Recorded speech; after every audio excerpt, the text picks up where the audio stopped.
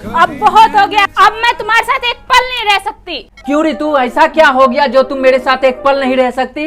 अब मैं तुम्हारे साथ एक ही शर्त पे रहूंगी। सर, कैसा सर? शर्त यही है, या तो अपने माँ बाप भाई भौजाई के साथ रहोगे या फिर मेरे साथ रहोगे।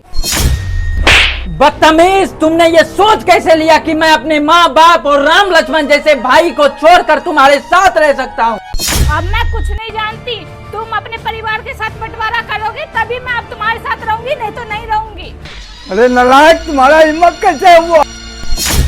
मेरे घर के बहू पे हाथ उठाने का हिम्मत कैसे किया?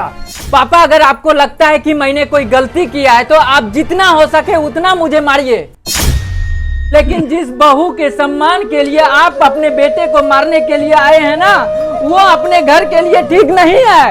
आँख तेरी छलके। हम पूछ रहे हैं तुम अपने पत्नी पर क्यों हाथ उठाया?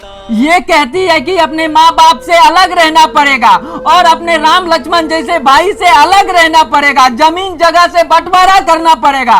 तो आप ही बताइए पापा, क्या हम अपने परिवार से अलग रह पाएंगे?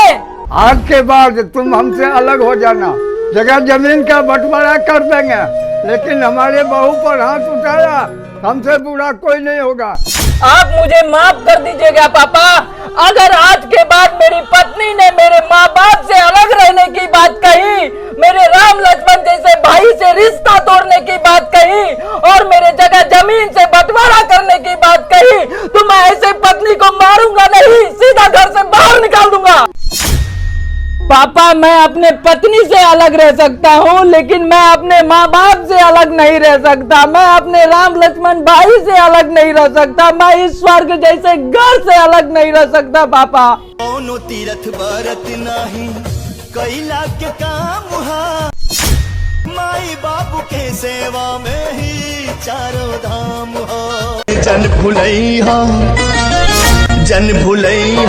ए भाई, माई बाप के